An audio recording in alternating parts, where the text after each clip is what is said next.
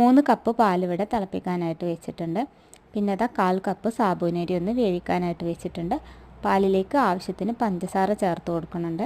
പിന്നെ 2 teaspoon custard പൗഡറിലേക്ക് കുറച്ച് പാൽ കൂടി ചേർത്തിട്ട് കട്ടയൊന്നും ഇല്ലാണ്ട് നന്നായിട്ടൊന്ന് മിക്സ് ചെയ്തെടുക്കുന്നുണ്ട്.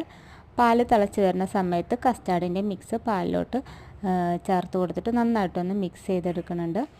ഇനി നേരത്തെ വേവിച്ച് വെച്ചിരിക്കുന്ന സാബുനരി കൂടി ഇതിലേക്ക് ചേർത്ത് കൊടുത്തിട്ട് നന്നായിട്ടൊന്ന് മിക്സ് ചെയ്തെടുത്തിട്ട് ഫ്ലെയിം ഓഫ് ചെയ്തെടുക്കുന്നുണ്ട്. ഇനി ഇത് ചൂടാറിയതിന് ശേഷം ഫ്രിഡ്ജിൽ വെച്ചിട്ട് നന്നായിട്ടൊന്ന് തണുപ്പിച്ചെടുത്തിട്ടുണ്ട്. ഇനി ഇതിലേക്ക് ഫ്രൂട്ട്സ് ചേർത്ത് കൊടുക്കുന്നുണ്ട്. ഒരു ആപ്പിൾ ചെറുതായി കട്ട് ചെയ്തത്, പിന്നെ ഒരു അനാറും ചേർത്ത് കൊടുത്തിട്ടുണ്ട്. ഇനി ഇതാ കുറച്ച് ചിയ സീഡ് വെള്ളത്തിൽ കുതിർത്താനായിട്ട് വെച്ചിട്ടുണ്ടായിരുന്നു, അതും കൂടി ചേർത്ത് കൊടുത്തിട്ടുണ്ട്. അപ്പോൾ ഫ്രൂട്ട്സൊക്കെ ഓരോരുത്തരുടെ ഇഷ്ടത്തിനനുസരിച്ചിട്ട് ചേർത്ത് കൊടുക്കുക. അപ്പോൾ ഇത്രയേ ഉള്ളൂ. നല്ല ഹെൽത്തി ആൻഡ് ടേസ്റ്റി ആയിട്ടുള്ള ഡ്രിങ്ക് ഇവിടെ റെഡി ആയിട്ടുണ്ട്. അപ്പോൾ നോമ്പ് തുറക്കുന്ന സമയത്തും ഈ ചൂട് സമയത്തൊക്കെ ഇതൊരു